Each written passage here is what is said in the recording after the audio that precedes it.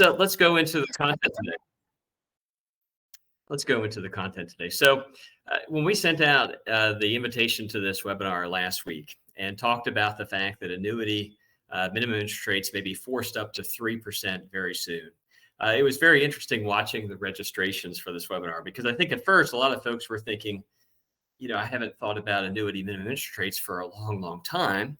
My products are at 1%, haven't had to worry about it. A 3% guarantee, that's, I have an old block, but, new business. And of course, we talked about the fact that the existing regulations may force up the annuity, the interest rate guarantees on your existing annuity products to 3% next year. I think a lot of folks were thinking that can't be right. And then we saw throughout the week a number of folks, I assume you had some conversations or looked into it a little bit and realized, oh, this is real and I'm concerned about it now, so let me learn about it. So it was interesting to see that this webinar has proven to be extremely popular, lots of registrations, and thank you for joining me today. Quick introduction to Miller Newberg. We have been recognized by AM Best as one of the top 5 life and annuity actuarial firms in North America. We serve many commercial insurance companies, but we also happen to be the actuarial consulting firm that serves more fraternal benefit societies than any other firm. And so if you're on this webinar today and you use our services, we very much are honored that you use us and appreciate the fact that you do. And if you're new to us, give us a call. We are big enough to serve, but certainly small enough that service is very personal around here, and we value all our relationships. So taking a look at what we're going to talk about today, most annuity products out in the marketplace today have a minimum guaranteed lifetime interest rate that's well below 3%. 1% is the most common guarantee. And that 1% guarantee has been in place for a long enough period of time that folks have really forgotten, I think, by and large, about the fact that that guarantee will change from time to time based upon the interest rate environment. And that is because of some laws that we're going to talk about today, annuity non-forfeiture laws. So annuity minimum guaranteed interest rates will soon be required to increase on the products that you're selling today. And that increase may be to perhaps as high as a 3% lifetime interest rate guarantee. And that's all because of just the Fed increasing interest rates in the economy in general rising, and regulations require you to adjust your minimum interest rate guarantee based on what's happening in the interest rate environment. So we're going to walk you through the regulations so that you understand why that's the case. And then if you see that very soon you're going to have a 3% lifetime guarantee, or very close to a 3% lifetime guarantee on the products that you're selling, if you're concerned about the riskiness of such a guarantee, we're going to show you some options to minimize the guarantee. So let's talk about the NAIC standard non-forfeiture law. Actually, as far as annuities are concerned, there are 2 NAIC model regulations that govern the minimum interest rates on annuities. They are model number 805 and 806, and you can easily find them on the NAIC's website. And so what happens when you file a policy form with the Interstate Compact or with the states is that your actuary needs to put together an actuarial memorandum. And your actuary will certify compliance with these model regulations and will also demonstrate compliance, and will describe how a key number is calculated. That number is called the non-forfeiture interest rate, non-forfeiture interest rate. And that is the key number that we're talking about today. The non-forfeiture interest rate has been sitting at 1% for quite a few years. But for 2023, depending upon how you calculate the rate and so forth, and we'll talk about that, it's going to end up in the 3% range. So in most policy forms being used today, this number, this non-forfeiture interest rate, is set for the life of the contract and is also the minimum interest rate that you as the insurer are guaranteeing to credit to the account value. Now, you're going to see as we talk about these regulations today that setting this rate for the life of the contract and setting it to be the minimum rate that you guarantee to credit to the account value at all times, that is one way to comply with these non-forfeiture laws. But it's not the only way. And especially as we're going into a higher rate environment than we've seen in recent years, you may want to take advantage of some of the other ways that you can use this rate to comply with the non-forfeiture law. It doesn't need to be set for the life of the contract. It can change from time to time. And it doesn't need to be the minimum interest rate that you guarantee to credit to the account value. So we're going to show you that flexibility. So let's talk about how this non-forfeiture interest rate is calculated. First of all, because as I mentioned, it will change from time to time. So if you look in the model regulations, you're going to see it describes how to calculate this non-forfeiture interest rate. It is based upon a formula that's tied to what's called the 5-year constant maturity treasury yield. So the 5-year treasury yield is something that occurs out there in the economy, out in the marketplace. Neither you nor I nor anybody else has any control over it. The Fed certainly has some influence over it. So as the Fed's been increasing the Fed funds rate, the 5-year treasury rate has been increasing as well. Now for new issues, we're not talking about your in-force products. Your in-force products, chances are, have a non-forfeiture rate that's guaranteed for the life of the contract. And so they're fine. What we're talking about here is your new issues. Starting probably January 1, 2023, you need to redetermine this interest rate at least once annually. And the date that you use, it's going to be specified in the actuarial memorandum that you put together and filed with your product filings. And so in that actuarial memorandum, you're going to describe when do we look at this 5-year treasury rate to determine our non-forfeiture interest rate. And for many companies, the date that they change the non-forfeiture interest rate is January 1. And that's why we're having this webinar today.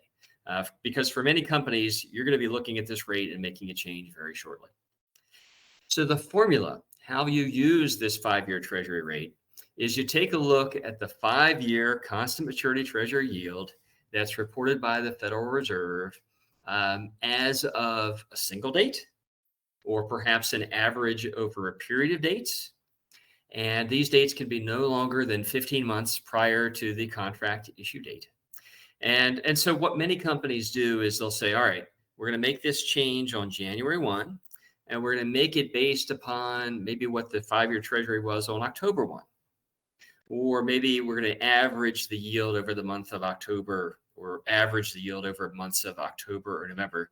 But the point is, if you said you're going to change the rate on January 1, in the actual memorandum, you said, when you're going to look at the 5-year treasury rate and how you're going to use it. So for many companies, they just take a look at the value of the rate on October 1st. And so we're going to use that throughout this webinar, assuming that that's the method that you said you were going to use.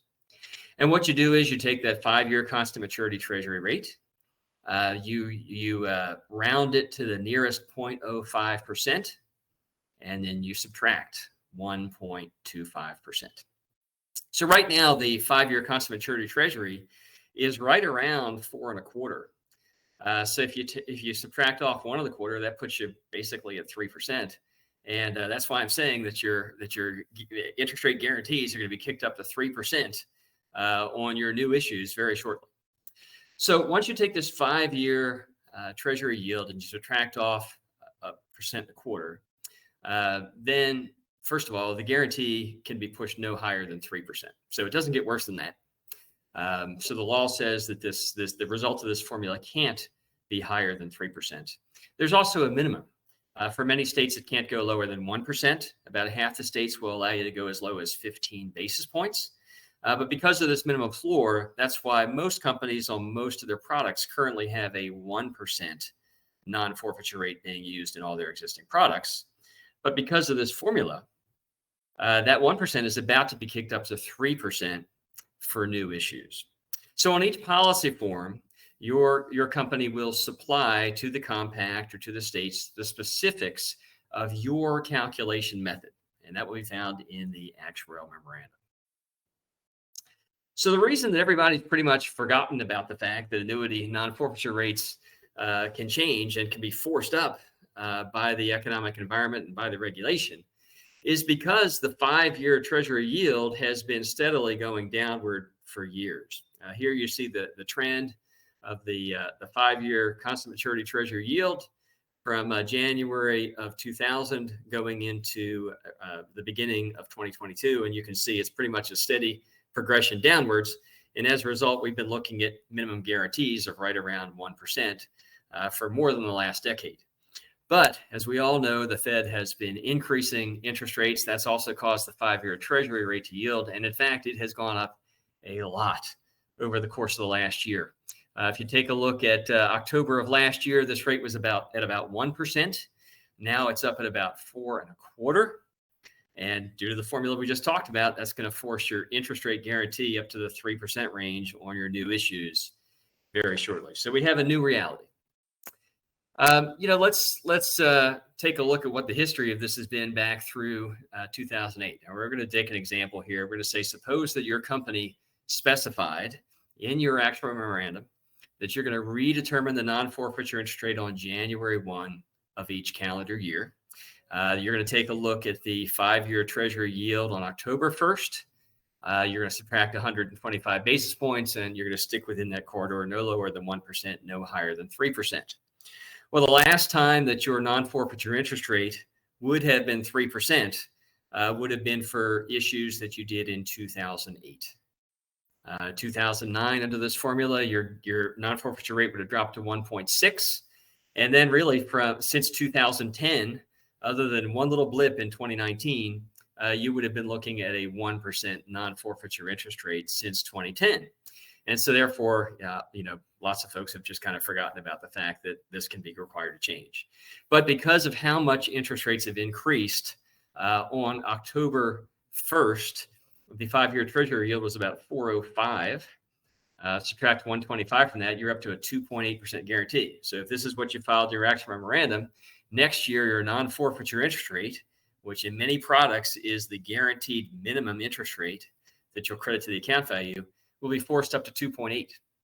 And in the 2 weeks since October 1st, it's actually the 5-year Treasury has actually gone up a bit. So if you had said instead of October 1st, you said we're going to look at it on October 15th, your guarantee next year would be at 3%.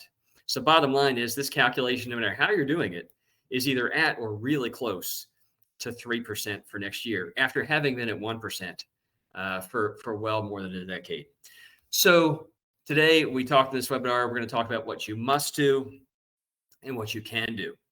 So let's start with what you must do. What you must do is take a look at all of the annuities that you're selling today.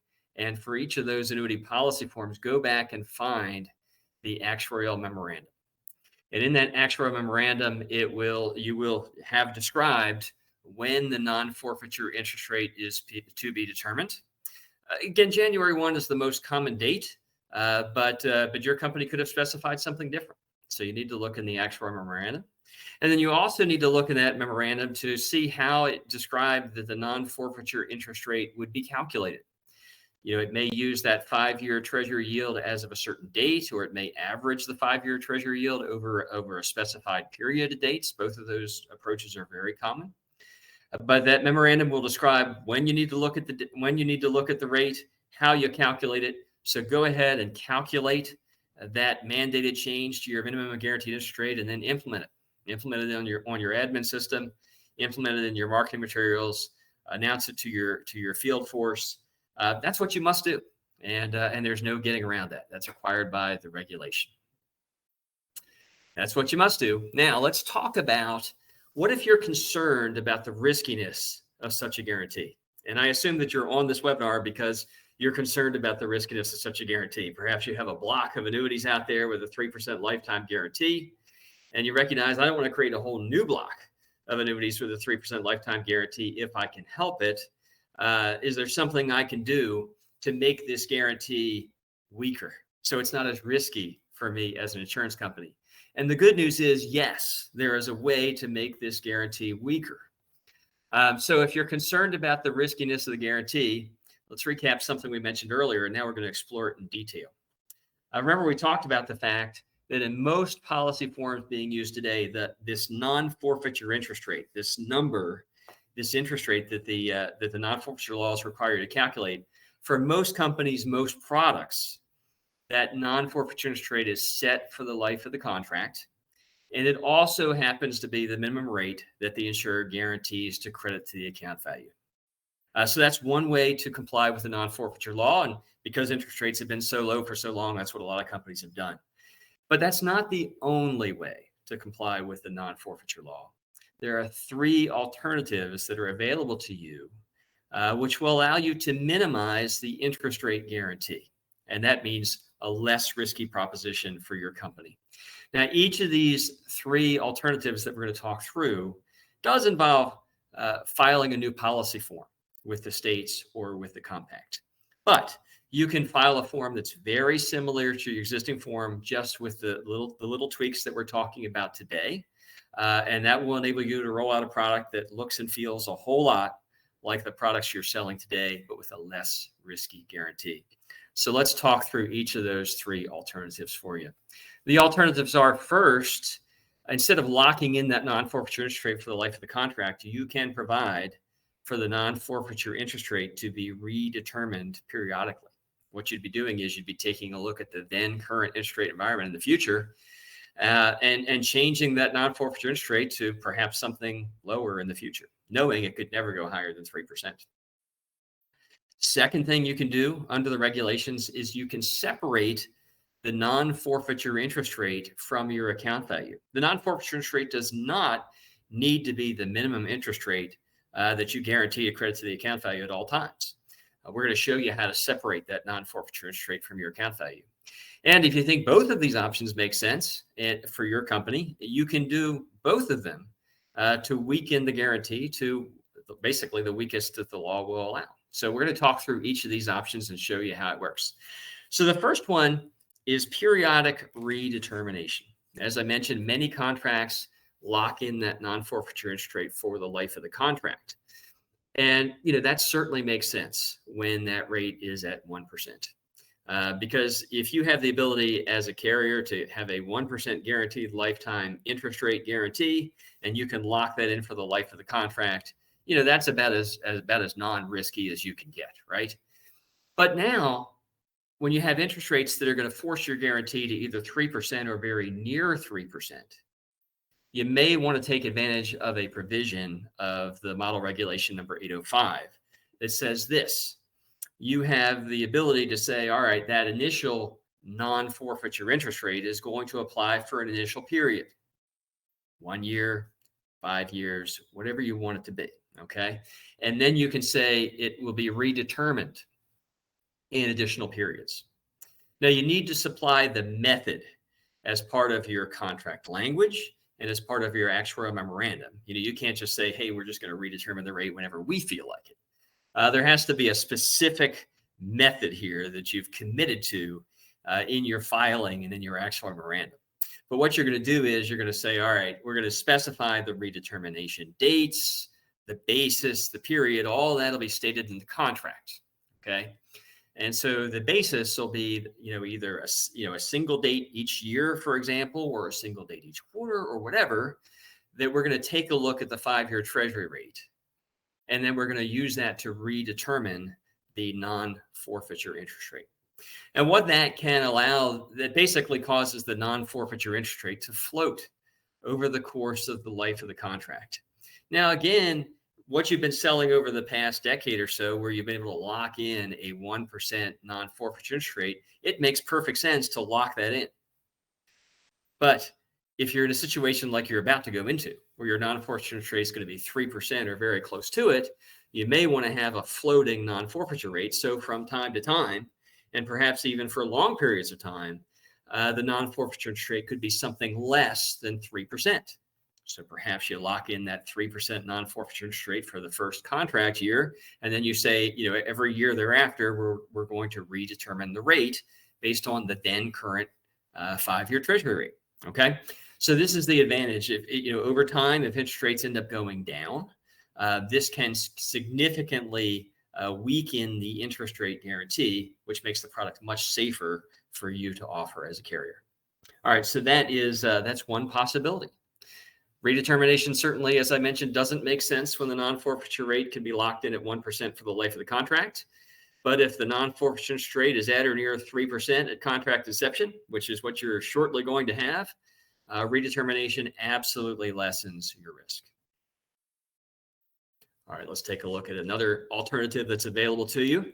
As I mentioned, the annuity non-forfeiture regulation, Model 805, it doesn't actually require that the non-forfeiture interest rate must also be the minimum interest rate credited to the account value. And as I mentioned, most products today have it so that that non-forfeiture interest rate is the minimum interest rate that's going to be credited to the account value. But there's no requirement for that. So if you take a look at the regulation, what you're going to actually see is that it says this. It says at all times, the cash surrender value must be no lower than 87.5% of the premium payments, less all the partial withdrawals, less a $50 annual contract charge, all accumulated at this non-forfeiture interest rate. That's what it says. Okay. So what you can do, the thing that can weaken the guarantee for you is you can say, okay, I've got my account value, but I've also got this separate value. And I can call it, for example, the minimum non-forfeiture value. There's a lot of different terms that companies use for it. Minimum surrender value, minimum guaranteed surrender value.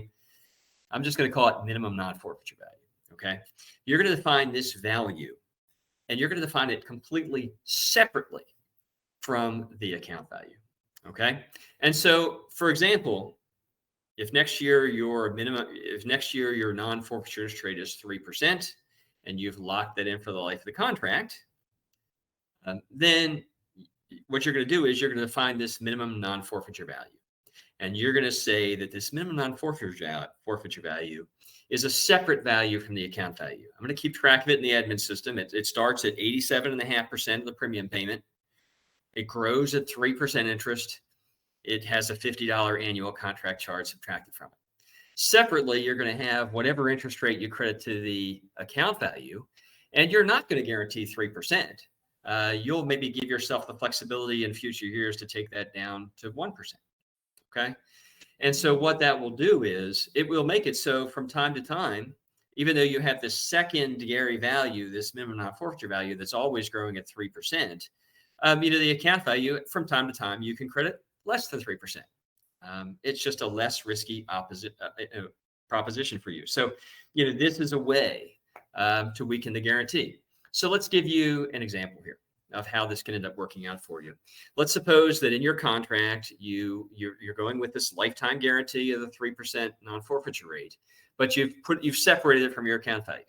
So you have this minimum non-forfeiture value. You've defined it to be 87.5% of the premium, less a $50 annual contract charge, growing at the 3% non-forfeiture interest rate. And then separately, you've said to your account value, I'm going to credit the current rate, and that rate will always be at least 1%. Now, let's suppose, today we have an interest rate environment where a lot of companies are crediting around 4% interest. And so let's suppose this environment continues and you end up crediting 4% interest for the first 5 contract years. But then let's suppose after 5 years, the interest rate environment drops a lot, and you want to drop what you're crediting to these annuities down to 1%. Well, thanks to the fact that you have separated the minimum non-forfeiture guarantee from the account value, you actually on this annuity can credit 1% interest for the next 10 years before that minimum non-forfeiture value ends up becoming higher than the account value. And so you can see this is a whole lot safer than if you had left the 3% guarantee in the account value, in which case after your first 4 years of crediting 4%, you'd have to always credit at least 3%. That's a pretty expensive guarantee. By separating the guarantee and putting it in this separate minimum non-forfeiture value, you have the ability to credit considerably less than 3% interest from time to time, or even long periods of time. It's a much less risky guarantee. So this separation of guarantees, separating the minimum non-forfeiture value from the account value, always lessens your risk. It makes a whole lot of sense to do. Now, a key question then becomes a question of whether your admin system is really set up to handle this. And so for many companies, they have to alter their admin system, or they have to check out some functionality that was always there that they never used in order to keep track of this secondary guarantee of this minimum non-forfeiture value. All right, so I mentioned there's two possibilities, and we talked through the first one, which is letting your non-forfeiture interest rate float. And the second is taking your non-forfeiture interest rate and separating it from the account value. So the third possibility is simply that you can do both. You can do both of these things that we talked about. So let me demonstrate the power of this. Let's pretend that we're back in 2008, which was the last time that we had a non-forfeiture interest rate of 3%. So the first thing I'm going to do is I'm going to do the second thing we talked about. All right, I'm going to say, all right, what if we separated that 3% guarantee from the account value and put it in in this minimum non-forfeiture value? Okay, so we specify this minimum non-forfeiture value as a secondary guarantee. It's always equal to 87.5% of the premium, growing at the 3% non-forfeiture interest rate, less a $50 annual contract charge. But then second, I'm going to say you also use the first thing we talked about. You also decided to let the non-forfeiture interest rate float so that it gets redetermined every contract year on January 1. Let me show you how much this ends up changing the riskiness of these guarantees. So let's go back to, we're January 1, 2008. You issued a contract. Customer put in $100,000 of premium, left it with you for 16 years. What would be the minimum guaranteed surrender value under each of these guarantees 16 years after contract inception? Well, in your existing contract, where you had the 3% locked in for life, and you also said that'll be the minimum rate that we ever credit to the account value, your minimum guarantee would be you're guaranteeing the customer that 16 years later that they're going to have at least $160,000 from you. Okay, that's risky. That's risky. If you separated that guarantee from the account value, so to the account value, you could change the interest rate to be lower than 3%, lower than the non-forfeiture interest rate, because you put it in the minimum non-forfeiture value rather than the account value. That makes your minimum guarantee quite a bit lower. You'd be guaranteeing the customer they'd have at least $139,000 from you after 16 years. And then let's suppose that you did both of these things that we talked about. You said, all right, we're going to separate this guarantee from the account value, and we're going to allow for redetermination. And, as I mentioned, this was in 2008 where your minimum non-forfeiture rate started at 3%, but then the interest rate environment got low and stayed low for a long time.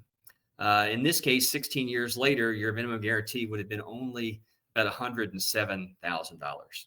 So you can see that by using both of these avenues that are available to you, you can considerably lessen the riskiness of writing annuities with the guarantee that you're about to go into, which is a 3% non-forfeiture interest rate. So bottom line is, what must you do? You must take a look at the actuarial memorandum that was filed with the contracts that you're selling today. You must examine how your non-forfeiture interest rate is being determined today. And chances are you must implement an increase. And I wouldn't be surprised if for most of your annuity policy forms, January 1 is the date that you must implement that increase. So check it out. Something you haven't thought about for years, but it's real. It's mandated by regulation. You got to do it. So check it out. But then today we've also talked about a number of things that you can do, and we would suggest that you should do to take some steps to reduce the riskiness of a high non-forfeiture interest rate guarantee. So, that's what we came here to talk about today. Something that you haven't thought about for years is real, mandated by regulation, very important, increases your risk. If you want to decrease this risk, there are avenues available to help you decrease that, and we at Miller Newberg would be happy to help you. So, again, if you have any questions that you'd like to submit, Q&A box, or you can send us an email later, give us a call later. You can see my contact information right there on the screen. And we here at Miller Newberg are very much here to help you and make sure you're in good shape. All right. So thank you very much, folks. We are going to end the webinar. Look forward to talking with all of you soon.